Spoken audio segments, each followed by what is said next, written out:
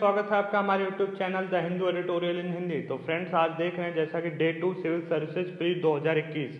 तो यहाँ पे जो भी पिछले साल के करंट अफेयर्स होंगे हम उनको स्टैटिक पोर्शन के साथ डिस्कस करते चलेंगे, जो कि जून 2020 से मैं डिस्कस कर रहा हूँ। डे 1 अपलोड हो चुका है ऑलरेडी, तो आप जाकर डिस्क्रिप्शन बॉक्स में लिंक चेक कर लेना, वहाँ से डे 1 देख लेना। तो ये है हमारा डे 2, जहाँ पे आपको जो करंट अफेयर्स है जून 2020 से जून 2021 तक, जब तक ये सीरीज चलती रहेगी तब तक का आपका करंट अफेयर्स स्टैटिक पोर्शन के साथ डिस्कस किया जाएगा, और जिसमें आपको अन्य जो महत्वपूर्ण सूचनाएं हैं, जैसे कुछ योजनाओं के 2020-21 में पूरे होने की संभावना है, कुछ लक्ष्य 2021, 22, 25, 30 तक निर्धारित थे, तो ऐसे क्वेश्चंस आपसे फ्रिक्वेंटली एग्जाम में पूछ ले जाते हैं। तो ये आपको मैं डिस्कस करूंगा, और प्लीज़ अगर आपको ये मेरा वीडियो अच्छा लगे इसे लाइक करें, शेयर करें और चैनल को सब्सक्राइब करना ना भूलें, क्योंकि देखिए जब चीज़ें ज़्यादा से ज़्यादा शेयर होंगी तो मुझे मोटिवेशन मिलेगा तो मैं आगे और अच्छे से प्रिपेयर होकर वीडियो बनाऊंगा, उनको तैयार करूंगा और नए नए जो फैक्ट्स हैं और जो कॉन्सेप्ट्स हैं मैं उनको लेके आऊँगा। तो चलिए फ्रेंड्स शुरू करते हैं। तो यहाँ पे देखिए पहले जो है ये है कोस्टरिका, जिसके बारे में अभी डिस्कस करने वाला हूँ। तो मैं आपको दिखा देता हूँ जो कोस्टरिका है ये कहाँ है।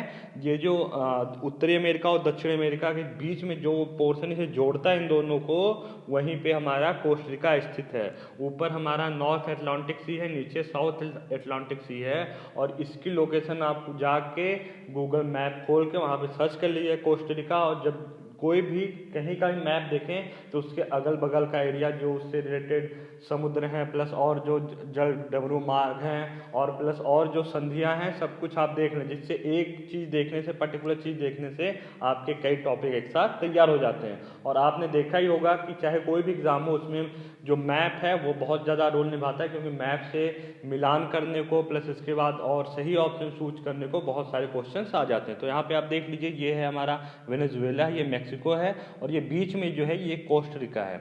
तो कोस्टरिका के बारे में डिस्कस करेंगे। तो यहाँ देखिए देखिए हु और कोस्टरिका ने मिलकर कोविड-19 की वैक्सीन को बनाने के लिए टेस्ट और जो तकनीक सहायता है उसके लिए इन्होंने क्या शुरू किया है, कोविड-19 टेक्नोलॉजी एसेस पोर्टल शुरू किया था। मतलब 2020 जून का है, तो इन्होंने क्या शुरू किया, सी टैप, कोविड-19 टेक्नोलॉजी एसेस पूल। तो इससे एक सिस्टर नवाचार की तरह है। मतलब ये क्या है कि इन्होंने मिलकर, जो मैंने कल सिस्टर सिटीज डिस्कस किया था, वैसे हु और कोस्टरिका दोनों मिलकर काम करेंगे। तो जब बात आती है हु की, तो हु कोविड-19 के चलते और हमेशा से चर्चा में रहता है, और हु से रिलेटेड ज़्यादातर होता है कि एग्जाम में आपसे WHO वर्ल्ड हेल्थ ऑर्गेनाइजेशन से आपसे क्वेश्चन पूछ लिया जाए, विश्व स्वास्थ्य संगठन। तो यहाँ पे हम देख लेते हैं, तो जो इसकी स्थापना हुई थी ये 7 अप्रैल 1948 को हुई थी। और दूसरी बात आप ये जान लें कि 7 अप्रैल को ही हमारा विश्व स्वास्थ्य दिवस मनाया जाता है। और 2020 की जो थीम है वो कोरोना के चलते, प्लस उस थीम की जो लाइन है उसके चलते वो बहुत ज़्यादा चर्चा में है, और वो आपसे पॉसिबिलिटी है कि एग्जाम में ये पूछ लेंगे। तो स्वास्थ्य के क्षेत्र के लिए यह संयुक्त राष्ट्र की विशेष एजेंसी है। इसकी स्थापना 1948 में हुई थी। इसका मुख्यालय जिनेवा स्विट्जरलैंड में है। मतलब जो इसका मुख्यालय है जिनेवा स्विट्जरलैंड में। वर्तमान में 194 देश इसके सदस्य हैं। बस 3 देश ऐसे हैं जो इसके सदस्य नहीं हैं, उनके नाम आप चाहो तो सर्च कर लेना, लेकिन वो इम्पोर्टेंट नहीं है। 150 देशों में इनके कार्यालय होने के साथ साथ 6 क्षेत्रीय कार्यालय भी हैं। जो 6 क्षेत्रीय कार्यालय हैं उसमें हमारे भी देश में एक है, दो दक्षिण एशिया का कार्यालय है, वो उसका मुख्यालय कहाँ है, नई दिल्ली में। मैं आपको 6 क्षेत्रीय कार्यालय नीचे सब लिस्ट बनाई हुई आपको दिखा देता हूँ अभी। यह एक अंतर सरकारी संगठन है। 7 अप्रैल को प्रतिवर्ष विश्व स्वास्थ्य दिवस मनाया जाता है। इसका ध्येय वाक्य जो है सभी के लिए स्वास्थ्य है। इसका जो ध्येय वाक्य अगर एग्जाम में कुछ लिखा है तो यह है सभी के लिए स्वास्थ्य। संयुक्त राष्ट्र महासभा द्वारा वर्ष 1980 में सभी के लिए सुनिश्चित पेयजल एवं पर्याप्त उत्सर्जन निपाटन के लिए अंतर्राष्ट्रीय पेयजल आपूर्ति एवं स्वच्छता दशक की घोषणा की गई थी। मतलब ये किसी जो था संयुक्त राष्ट्र द्वारा, ये किसके द्वारा समर्थित था, जो हमारे हु द्वारा समर्थित था, और ये था अंतर्राष्ट्रीय पेयजल आपूर्ति एवं स्वच्छता दशक। क्योंकि देखिए आपको अभी देख रहे होंगे कि जलवायु परिवर्तन का मुद्दा बहुत ज़्यादा चर्चा में है, तो उसके बाद चांसेस है कि आपसे ऐसे जो टॉपिक्स हैं इनसे क्वेश्चन पूछने जाए। वर्ष 1995 में कांगो में इबोला वायरस फैला था। इबोला वायरस कांगो कहाँ है, साउथ अफ्रीका, दक्षिण अफ्रीका महाद्वीप में। अफ्रीका महाद्वीप आप देख लेना, कांगो के अगल बगल की जो रीजन है वहाँ से एक झील भी है जो बहुत ज़्यादा इंपॉर्टेंट है। बच्चों में वैश्विक स्तर पर उत्पन्न होने वाले 6 रोगों के लिए डिफिथीरिया, टिटनेस, काली खांसी, खसरा, पोलियो, माइलेटिस एवं क्षय रोग के प्रति टीकाकरण किया गया। मतलब बच्चों में कौन से रोग होते हैं? क्षय रोग। अब यूपी पीसीएस क्या करता है, ये पूछते कि ये निम्न में से कौन सा रोग बच्चों को होता है। अब डिप्थीरिया दे दिया तो आप टिक कर दीजिएगा, टिटनेस, काली खांसी, खसरा, पोलियोमाइलाइटिस एवं क्षय रोग। और इसके लिए जो ने टीबी के लिए जो वैक्सीन लाई उस वैक्सीन का नाम BCG मैक्स वैक्सीन है। और BCG वैक्सीन, आप ये मुझे बताओ कमेंट सेक्शन में कि भारत ने टीबी उन्मूलन के लिए कौन सा वर्ष रखा है, किस वर्ष का लक्ष्य रखा है। और विश्व जो टीबी का उन्मूलन करने के लिए, ट्यूबरक्लोसिस का, WHO ने कौन सा लक्ष्य रखा है। और दूसरी बात ये भी है कि BCG वैक्सीन आप जाके जरूर सर्च करिएगा, क्योंकि अभी जो कोविड-19 की वैक्सीन आ रही है तो इससे ये वैक्सीन चर्चा में है और आपसे क्वेश्चन ये पूछ सकते हैं। वर्ष 1997 में हू ने कनाडा के साथ मिलकर global public health intelligence network GPHIN शुरू किया। मतलब किसके साथ शुरू किया था? इन्होंने शुरू किया global public health intelligence network. अब देखिए 1997 में क्यों शुरू किया। अब अगर आपको मेरा पहले से लेक्चर सुन रहे हो तो उसमें मैंने बता रखा है कि 1997 में जो नेटवर्क है, इंटरनेट का प्रचार अमेरिका में शुरू हुआ, डिफेंस के लिए इन्होंने यूज़ किया। फिर उसी से रिलेटेड उसी इंटरनेट मार्केट में लोग निवेश के शेयर खरीद बेच रहे थे। उसी के बाद बड़े बड़े घोटाले हुए, जिसमें 2008 में जो आर्थिक मंदी आई। तो आप, मेरे कहने का मतलब ये, आप चीज़ों को कोरिलेट करो। जब चीज़ों को जोड़ोगे तो जब एक चीज़ पढ़ोगे आपको दूसरी चीज़ ऑटोमेटिक याद आ जाएंगी। तो उसके लिए आप क्या करो, चीज़ों को कोरिलेट करो। जैसे मैंने यहाँ पे कोरिलेट कर दिया 1997 में, ओहो उस समय इंटरनेट आया था, अमेरिका डिफेंस के लिए यूज़ कर रहा था। फिर उसके बाद घोटाले हुए, जो एक दुनिया का सबसे बड़ा घोटाला, आप उसका नाम बताओ, जिसमें 4.5 लाख करोड़ रुपए का घोटाले किया गया था। और दूसरी बात, अब देखते हैं आगे। भारत 12 जनवरी 1948 को सदस्य बना। अब आप सोच रहे होगे कि 7 अप्रैल को तो इसकी स्थापना हुई, तो पहले कैसे बन गया। देखिए रेजोल्यूशन पास किया गया था, उसके बाद भारत ने इस पर सिग्नेचर पहले ही कर दिए थे। चेचक, 1967 में भारत में चेचक को विश्व के कुल केस का 65%, मतलब 67, देखिए 65-60 दशक में, 60-70 में भारत में पोलियो प्लस चेचक और फिर इसके बाद बहुत ज़्यादा बीमारियां फैली हुई थी, जिसे गांव में अंधविश्वास की तरह भी देखा गया चेचक को। और उसके बाद हू ने बोला कि गहन चेचक उन्मूलन कार्यक्रम प्रारंभ किया। 1967 में ही हू ने बोला कि जब इस तरह से चेचक फैल रहा है तो हमें गहन चेचक उन्मूलन कार्यक्रम प्रारंभ किया। वर्ष 1977 में भारत और WHO ने चेचक का उन्मूलन किया। मतलब भारत में क्या हुआ, 1977 में चेचक का उन्मूलन, मतलब चेचक संपूर्ण रूप से खत्म हो गया। पोलियो, विश्व बैंक की सहायता से हू ने 1988 में वैश्विक पोलियो उन्मूलन पहल शुरू किया। मतलब अगर पूछ दे क्वेश्चन कि विश्व स्वास्थ्य संगठन निम्नलिखित में से किस विकास बैंक की सहायता से ये कार्यक्रम प्रारंभ किया जो पोलियो उन्मूलन का था, या फिर इसके बाद पूछ दे, अगर आपको कमेंट फॉर्म में दे दे ये क्वेश्चन कि निम्न में से सही का चुनाव कर 1, 2, 3 में अगर ये ऑप्शन दे दे तो कौन सा सही है इसमें? विश्व बैंक। किसने सहायता की? विश्व बैंक ने। अगर किसी देश में 3 साल में तक कोई पोलियो केस नहीं आता तो WHO द्वारा उसे पोलियो मुक्त घोषित कर दिया जाता है। भारत 2014 में पोलियो मुक्त घोषित हुआ था। तो देखिए हू का जो क्राइटेरिया है वो बोलता है कि किसी देश में 3 साल तक पोलियो का एक भी केस नहीं आता है तो हम उसे पोलियो मुक्त घोषित कर देंगे। और भारत कब घोषित हुआ पोलियो मुक्त? 2014 में, क्योंकि 2011 में भारत में केस आने बंद हो गए। सबसे ज़्यादा केस जो निकल के आते थे वो यूपी और बिहार से निकल के आते थे, जो एक सरकार के लिए बहुत बड़ा सरदर्द था। और सरकार ने इसके लिए तगड़े कदम उठाए। गाँव में लोगों, अमिताभ बच्चन जी ने भी इसमें बहुत ज़्यादा सपोर्ट किया। 2 बूंद जिंदगी उन्होंने शुरू किया पहल। उसके बाद वहाँ पे कई लोगों को टीके लगे। फिर गांव में जब योजनाएं चलने लगी, लोग पोलियो उन्मूलन के लिए ड्रॉप लगवाने लगे। जो माताएं थी उन्हें जागरूक किया गया। फिर लोग इसको ज़्यादा लेकर के एक्टिव हो गए। फिर लोगों ने पोलियो टीका लगवाना शुरू कर दिया। फिर इसके बाद कोई केस नहीं आया, तो आज हम पोलियो मुक्त देश बन चुके हैं। तो जो पोलियो क्राइटेरिया याद रखिएगा 3 साल तक।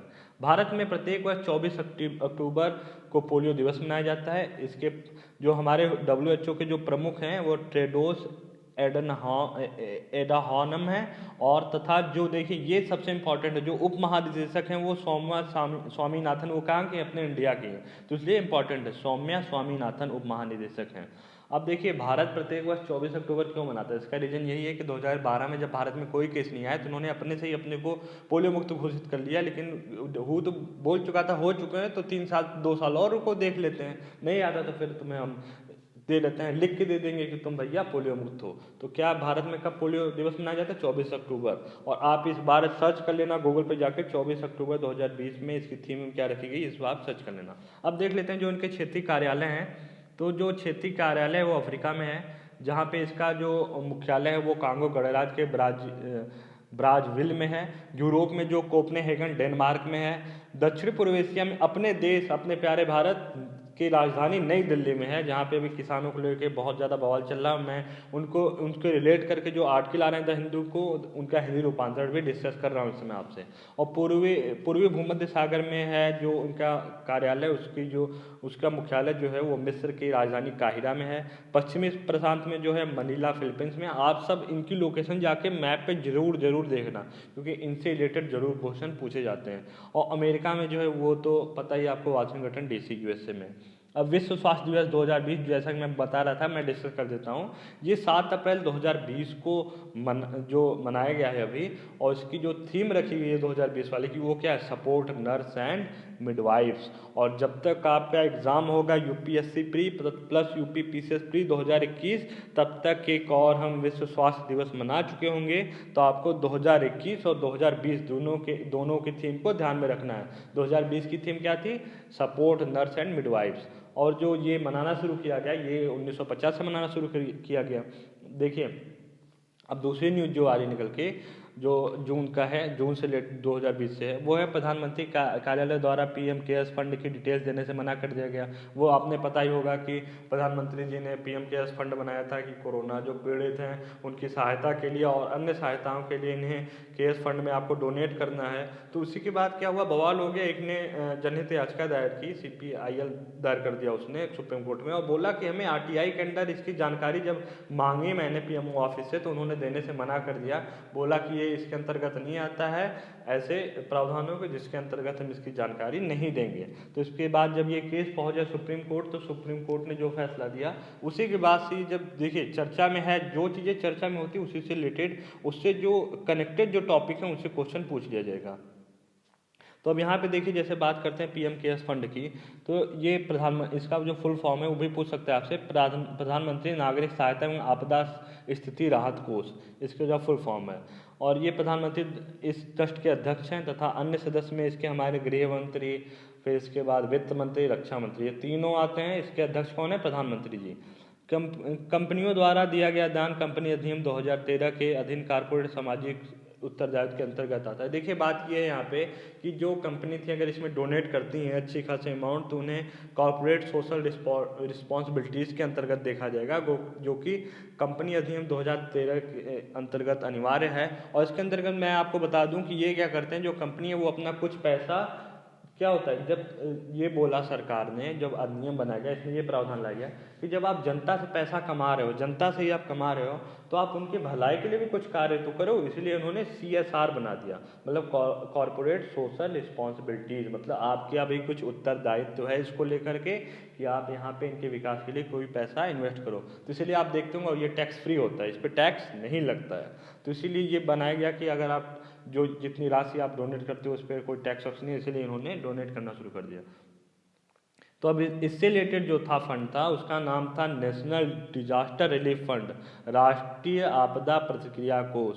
तो इस टॉपिक से रिलेटेड ये टॉपिक है, क्योंकि जब PM केयर्स फंड बनाया गया तो पहले से ही हमारे उसमें उल्लेखित है, जो कि एक सांविधिक है ये, तो राष्ट्रीय आपदा प्रतिक्रिया कोष नहीं, संवैधानिक है। इसका गठन आपदा प्रबंधन अधिनियम 2005 की धारा 46 के तहत किया गया है। अब आप ये बताओ कि ये जो राष्ट्रीय आपदा प्रतिक्रिया कोष है, ये जब अधिनियम के अंतर्गत बनाया गया है तो ये कैसी संस्था है, ये आपको कमेंट सेक्शन में बताना है, क्योंकि ये सब जो टॉपिक हैं ये एग्जाम में आपसे पूछ लिए जाएंगे। और ये जब यही कॉन्सेप्ट होता है, अगर आपका कॉन्सेप्ट क्लियर है तो आप बता दोगे, नहीं तो आप गूगल सर्च करना, गूगल सर्च करके इसे पढ़ लेना, आपका कॉन्सेप्ट क्लियर हो जाएगा।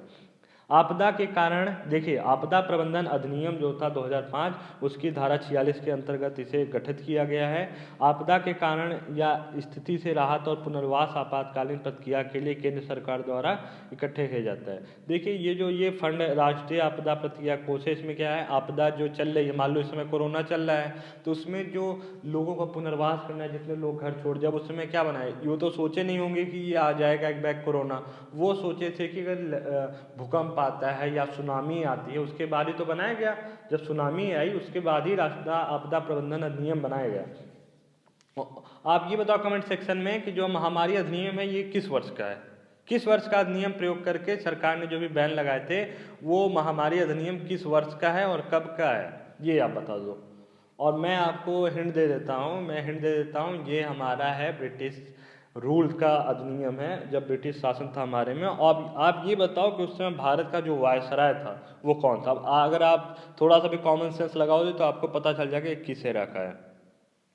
तो यहाँ पे देखते हैं, और ये जो ये किया जाता है, ये SDRF की सहायता करता है। मतलब जो स्टेट का जो ये राष्ट्रीय है, तो क्या होगा, राज्य आपदा प्रतिक्रिया कोष। तो ये क्या करता है, अगर किसी राज्य में तबाही आ गई, सुनामी भूकंप आ गया, तो वहाँ पे क्या करता था, उसकी सहायता करता था। लेकिन अगर आप हमें ये बताओ कि जब आपने सुनामी आई, भूकंप आया, तो उसके बाद कोई नियम बनाया। और इंडिया की ये प्रॉब्लम है कि जब कोई समस्या इसके सामने आ जाती है, जब वो समस्या से जूझ लेते हैं, अच्छे से फंस जाते हैं उसमें, उसके बाद वो इसका निराकरण करने के लिए कोई अधिनियम बनाते हैं। ऐसा करो आप उससे पहले ही बना दो।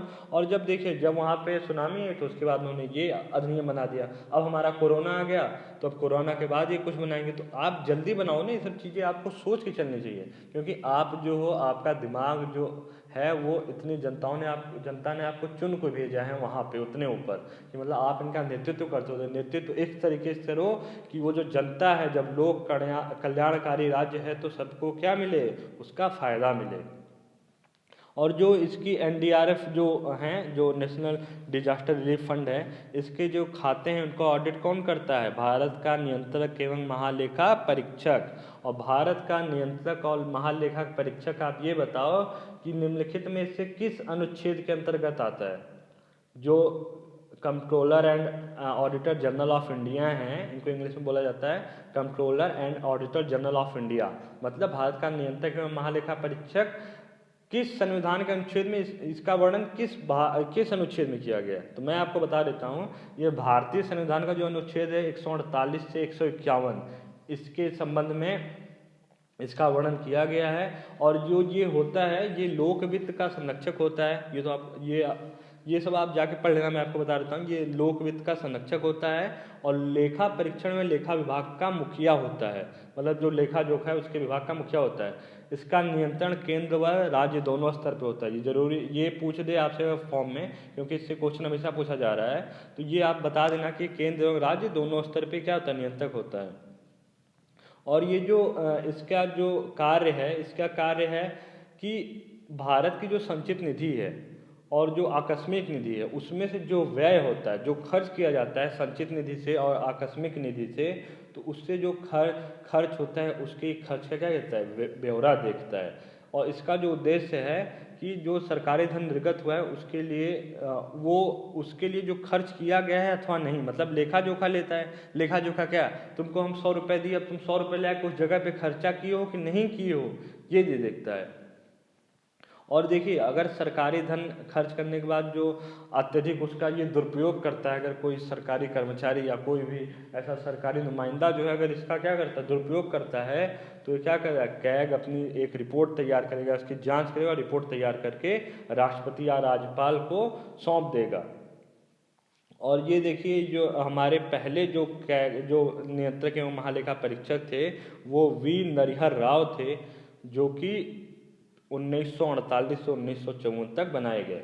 और एक देखिए, आप जाके इसे अच्छे से सर्च करिएगा और इसे एकदम अच्छे क्लियरली कि एक एक पॉइंट नोट करके इसको बराबर रिवीजन करते रहिएगा, क्योंकि आपसे एग्जाम में ये हमेशा देखते चर्चा में रहता है, हमेशा इससे क्या कहता है, क्वेश्चन पूछे जाते हैं। तो देखिए, जो इसकी नियुक्ति होती है, नियुक्ति में मैं आपको बता दूं, उसकी 6 वर्ष के लिए होती है या तो 65 वर्ष। मतलब आप समझ लो कि अगर 65 साल पहले, मान लो कोई आदमी है, वो 62 साल की उम्र में क्या किएगा, भारत का नियंत्रक एवं महालेखा परीक्षक क्या किया, उसे बनाया गया। अब वो 62 साल का है जब बनाया गया, तो वो क्या 65 साल में रिटायर हो जाएगा, उसको 6 साल कार्य अवधि अपनी पूरी करने की ज़रूरत नहीं है। अगर वो मान लो 50 साल का है तो बना दिया गया, जब बना दिया गया तो 6 साल 56 साल में वो रिटायर हो जाएगा। और इसके लिए ज़रूरी है कि वो भारत का नागरिक हो। ये अपना त्यागपत्र है वो किसको देता है, वो राष्ट्रपति को देता है। और इसके लिए जो इसकी अर्हता है, योग्यता है बनने के लिए, ये भारत का नागरिक हो तथा सरकारी लेखा का विशेषज्ञ हो, अथवा 10 वर्ष तक लोक सेवा का अनुभव कर चुका हो। मतलब लोक सेवक मतलब आईएएस रह चुका हो वो, तभी ये क्या बन सकता है कि ये भारत का महालेखा नियंत्रक एवं महालेखा परीक्षक बन सकता है। देखिए मैंने इसे डिस्कस कर दिया, आप इसे जाके पढ़ लेना। राष्ट्रीय योजना वर्ष 2016 में बनाई गई थी, 2009 में इसमें महामारी को भी शामिल किया गया और 2019 में। देखिए 2016 में हमारी जो राष्ट्रीय योजना वर्ष बनाया गया 2016, और 2019 में इसमें महामारी को भी शामिल किया गया था। भारत में ट्रस्ट जो होता है वो भारतीय न्यास अधिनियम 1882 के तहत काम करता है।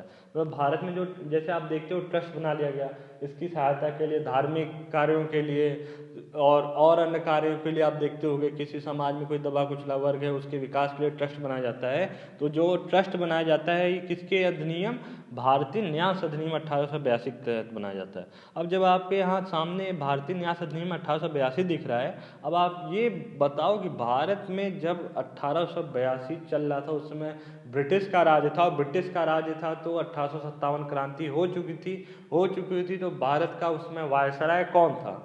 तो मैं आपको देखो बता देता हूँ, ऐसी चीज़ों को रिलेट करके पढ़ना है। जब 1882 आ गया तो उस समय जो भारत में स्वशासन का जनक जिसे कहा जाता है, वो उस समय भारत के वायसराय थे, उनका नाम क्या था, लॉर्ड रिपन। अब इनका जो कार्यकाल था वो 1880 से 1884 के बीच में था। अब इनकी अगर बात करें, इन्होंने जो जो कार्य किए मैं आपको बता देता हूँ कि इन्होंने श्रमिक सुधार के लिए प्रथम कारखाना अधिनियम 1881 पारित किया। मतलब क्या किया गया कि श्रमिक सुधार के लिए प्रथम कारखाना अधिनियम 1881 पारित किया गया। और वित्तीय विकेंद्रीकरण की नीति का इन्होंने नियमीकरण किया था। अफगानिस्तान की संधि इन्हीं के समय हुई थी। और जो हमारे पंडित महात्मा मदन मालवीय जी हैं जो बीएचयू के संस्थापक थे, उन्होंने 1909 के कांग्रेस अधिवेशन में इन्हें भारतीय जो वायसराय थे उसमें सबसे अधिक लोकप्रिय बताया था। अब आप मुझे कमेंट सेक्शन में ये बताओ कि 1909 का जो कांग्रेस अधिवेशन था उसकी अध्यक्षता किसने की थी और यह कहाँ पे आयोजित किया गया था। और दूसरी बात ये, जो आप जनगणना देखते हो 1881 में जो नियमित जनगणना की शुरुआत इन्हीं के समय की गई। और जो इल्बर्ट बिल विवाद था 1883-84 के बीच में चला, ये भी इन्हीं के शासन में हुआ था। तो आप इन्हें, और दूसरी बात एक पॉइंट और है, जो हंटर आयोग की जो नियुक्ति थी वो 1882 में की गई। और इसके बाद जो हंटर, आप ये बताओ कमेंट सेक्शन में हंटर आयोग की नियुक्ति किसके संबंध में की गई थी, आर्थिक विकास के, शिक्षा के विकास में और अन्य में। तो आप ये कमेंट सेक्शन में जरूर बताएं। तो इस देखिए मैंने जैसे को रिलेट किया वैसे आप भी रिलेट करके पढ़ो। अब देखिए प्रधानमंत्री राष्ट्रीय राहत कोष, तो इसकी स्थापना 1948 में पंडित जवाहरलाल नेहरू द्वारा की गई।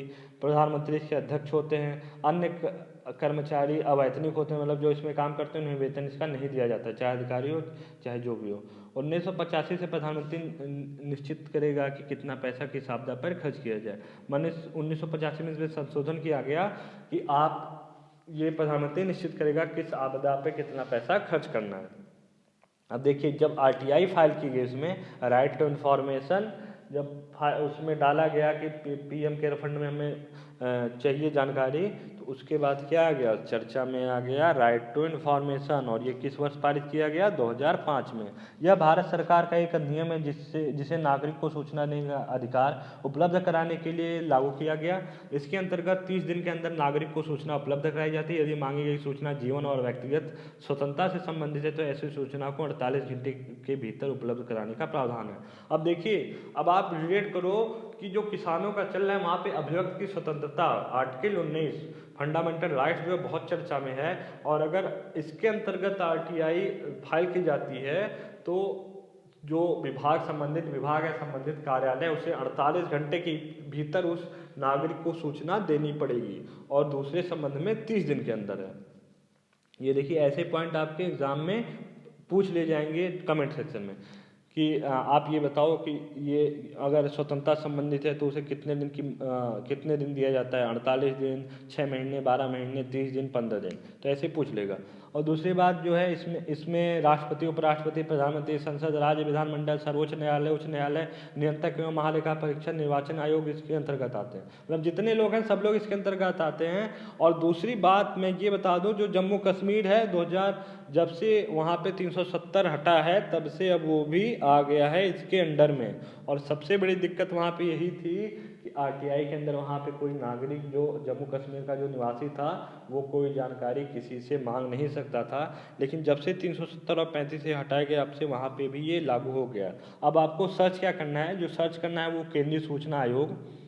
अब इसके जो सूचना आयोग बनाया गया उसके संदर्भ में आपको सर्च करके मुझे आप पढ़ लीजिएगा पूरा, और नोट्स हैं तो नोट्स को रिवाइज कर लीजिएगा। और दूसरा, जब उच्चतम न्यायालय में सुप्रीम कोर्ट में फाइल की तो आप उच्चतम न्यायालय के बारे में पढ़ लो जाके डिटेल में।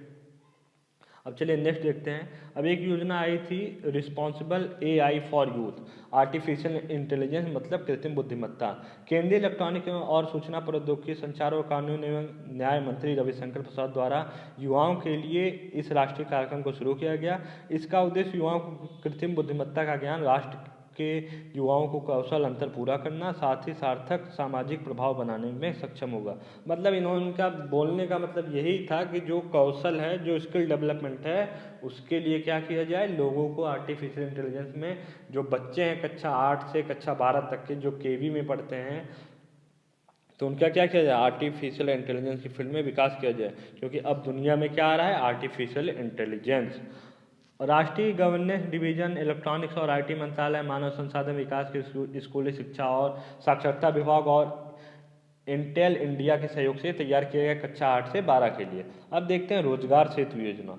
तो ये जो है ये योजना मध्य प्रदेश सरकार द्वारा कोरोना के कारण जो प्रवासी हुए थे, जो श्रमिक जो प्रवास करके जो घर छोड़ के गए थे, जब लॉकडाउन लगा तो अपने घर आने लगे, तो मध्य प्रदेश सरकार ने बोला कि हम इनके लिए रोजगार सेतु योजना तैयार कर रहे हैं, जिसमें इनको स्किल के हिसाब से इन्हें क्या दिया जाएगा, रोजगार दिया जाएगा। अच्छा, आप मुझे ये बताओ कमेंट सेक्शन में कि स्किल इंडिया योजना कब शुरू की गई।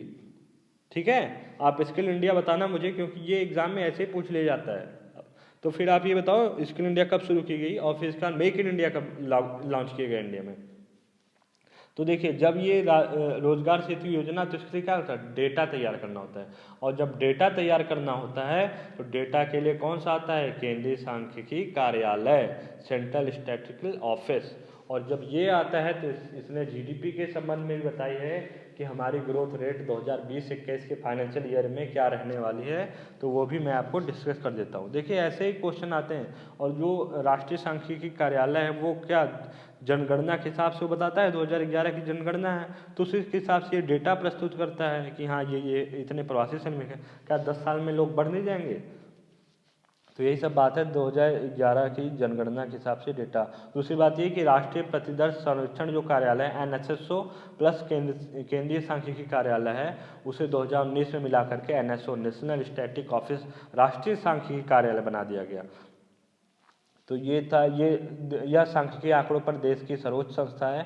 राष्ट्रीय सांख्यिकी आयोग सन 2000 में डॉक्टर सी रंगराजन की अध्यक्षता में गठित एक समिति ने सांख्यिकी के लिए एक राष्ट्रीय आयोग गठन की बात की। अब देखिए, आपके पूछ लेगा मिलाने के लिए कि कौन सी समिति निम्नलिखित में से किससे संबंधित है, तो आप ये बताना कि जो डॉक्टर सी रंगराजन की जो समिति है वो किससे संबंधित है, सांख्यिकी कार्यालय से।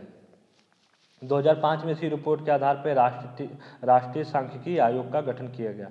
अब आपको ये सर्च करना है कि भारत का मुख्य सांख्यविद किसे कहा जाता है, और अगर आप थोड़ा सा रेफरेंस लगाओगे तो आप बता लोगे किसे कहा जाता है। अजीत जोगी। अभी देखिए, ये जो थे इनका निधन 29 मई या 30 मई को 2020 में हुआ था। तो ये अजीत जोगी थे, ये छत्तीसगढ़ के मुख्यमंत्री थे 2000 से 2003 तक। ये IAS भी थे तथा ये लोकसभा राज्यसभा दोनों जगह पहुंच चुके थे, इसलिए इम्पॉर्टेंट है क्योंकि ये लोकसभा के भी सदस्य थे, IAS भी थे, राज्यसभा के भी सदस्य थे। मतलब कार्यपालिका की अस्थायी तथा अस्थायी संरचना के ये सदस्य रह चुके हैं, इसलिए इम्पॉर्टेंट है।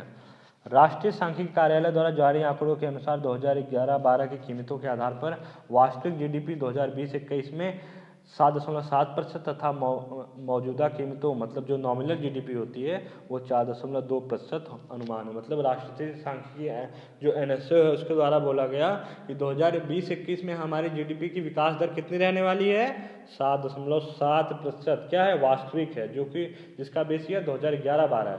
लेकिन अगर हम नॉमिनल जीडीपी जो करंट प्राइस पे कैलकुलेट की जाती है तो उसके लिए क्या है, उसके लिए 4.2% है। और देखिए आपको कमेंट सेक्शन में ये बताना है कि जीडीपी किसे कहते हैं, जीडीपी क्या है, आप इसको जाके ध्यान से पढ़िएगा, क्योंकि जो यूपीएससी है, यूपीपीसीएस है, वो इसी को कॉन्सेप्ट के फॉर्म में पूछ लेगा कि जीडीपी है क्या वो भौगोलिक सीमा है या आर्थिक सीमा है, ये क्या है।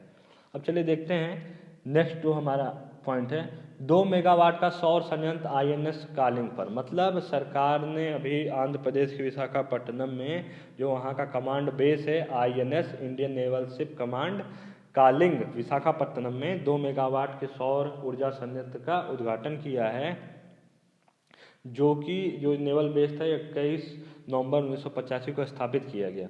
तो जो अब आगे जो है यहाँ से बगल में है एरा मट्टी डिबालू। तो ये जो है यूनेस्को में अभी इसको वर्ल्ड जियो पार्क के रूप में आंध्र प्रदेश सरकार और केंद्र सरकार चाह रही है कि हम इसमें सम्मिलित हो जाएं, तो ये भी चर्चा में आ गया है। तो ये जो है ये तटीय लाल तलहट के टीले हैं, मतलब जो क्या है ये बड़े बड़े टीले हैं लाल कलर के, और ये विशाखापट्टनम और भूमिपत्तम के बीच स्थित हैं। यह भारतीय भूवैज्ञानिक सर्वेक्षण और इसके द्वारा अधिसूचित स्थलों में से एक है। अब देखिए तो जो भारतीय भूवैज्ञानिक सर्वेक्षण है और राष्ट्रीय भूवैज्ञानिक स्मारक स्थलों में से ये एक है। तो अब इसके बारे में हम डिस्कस करेंगे जब बात आ गई, यहाँ आंध्र प्रदेश सरकार केंद्र सरकार चाह रही है कि ये वर्ल्ड जियो पार्क के रूप में सम्मिलित किए जाएं। तो ये क्या है, वर्ल्ड जियो पार्क का कौन ये सब बनाता है, विरासत स्थल यूनेस्को। यूनेस्को का full form United Nation Education Science and Cultural Organization, Hindi में संयुक्त राष्ट्र शैक्षिक वैज्ञानिक एवं सांस्कृतिक संगठन। तो ये क्या है, यूएन की एक एजेंसी है, ये यूएनएसडीजी मतलब United Nations sustainable development goal का एक सदस्य है। इसके इस समय 193 सदस्य देश हैं। देखिए इसका बैकग्राउंड जो है ये आप जरूर पढ़ लीजिएगा क्योंकि क्वेश्चन पूछ सकता है। यूरोपीय देशों ने 1992 में केम नामक प्रस्ताव conference of allied ministers of education का आयोजन किया।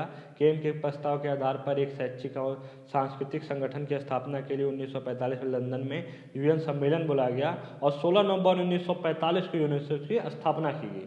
भारत में अब कितने विरासत स्थल हैं यूनेस्को के, तो आप इसे सर्च करके बताओ, इसमें से ये बताओ सांस्कृतिक कितने हैं, प्राकृतिक कितने हैं और मिश्रित कितने हैं। इन तीनों की लिस्ट आपको बहुत ज़रूरी है क्योंकि ये क्वेश्चन पूछेगा। और मिश्रित में कितने हैं और जो हाल में ही बनाए वो कौन सा बना है ये आपको बताना है और ये सर्च कर लेना। यूनेस्को की स्टेट ऑफ एजुकेशन रिपोर्ट जारी की जाती है जो दिव्यांग बच्चों से संबंधित है और 2019 में इसका भारत के संदर्भ में पहला संस्करण आयोजित किया गया। भारत और यूनेस्को, भारत 1946 में इसका सदस्य बना। भारत में यूनेस्को के 2 कार्यालय हैं, आप दोनों को सर्च करके मैं एक बता देता हूँ, एक नई दिल्ली में, एक दूसरा कहाँ। और नई दिल्ली वाले के अंतर्गत अन्य राज्य भी, अन्य देश भी आते हैं जैसे भूटान, बांग्लादेश, नेपाल और श्रीलंका आदि देश भी इसके अंतर्गत आते हैं।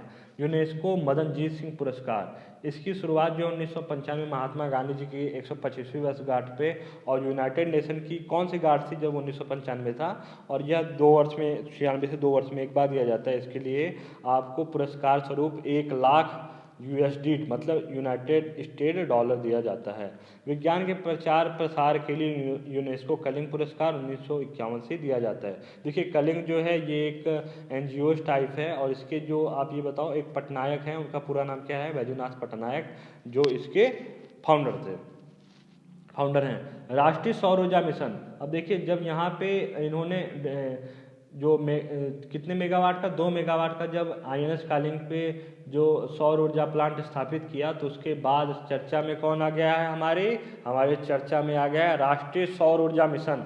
राष्ट्रीय सौर ऊर्जा मिशन का लक्ष्य क्या है, 2022 तक 175 गीगावाट नवीकरणीय ऊर्जा संस्थापित क्षमता का लक्ष्य है। मतलब नवीकरणीय ऊर्जा वो ऊर्जा है जो प्राकृतिक संसाधनों से प्राप्त होती है, प्राकृतिक स्रोतों से प्राप्त होती है, जैसे सौर ऊर्जा, वायु ऊर्जा, प्लस इसके बाद पवन ऊर्जा, बहुत सारी ऊर्जा इसमें आ जाती है, जिसमें 60 गीगावाट पवन ऊर्जा से है। आप ये बहुत ध्यान से इसे पढ़ना, और पढ़े हो तो रिवीजन कर लो।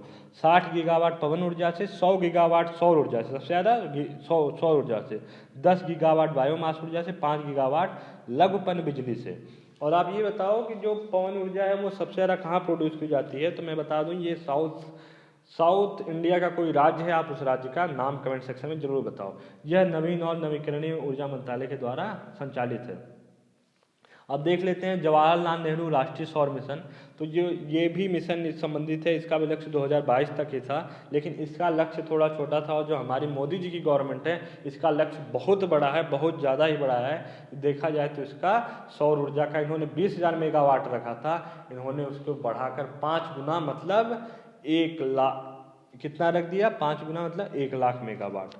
1 लाख मेगावाट को इन्होंने 100 गीगावाट में कन्वर्ट कर दिया। मतलब पहले जो जवाहरलाल नेहरू राष्ट्रीय मिशन था, उसके अंतर्गत ये 2010 में शुरू किया गया। इसका लक्ष्य 2022 तक 20,000 गीगावाट था। मोदी जी आए 2015 में, बोले कि नहीं, हम 2022 तक 100 गीगावाट या 1 लाख गीगावाट, 1 लाख मेगावाट ऊर्जा प्रोड्यूस करेंगे।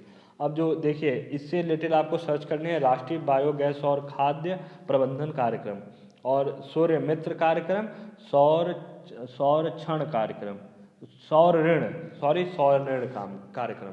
तो आप इनको जाके सर्च करिएगा, क्योंकि जब ये 2022 आ रहा है तो आपसे पॉसिबिलिटीज है कि ये इस तरह के क्वेश्चन आपसे पूछ ले जाएं एग्जाम में।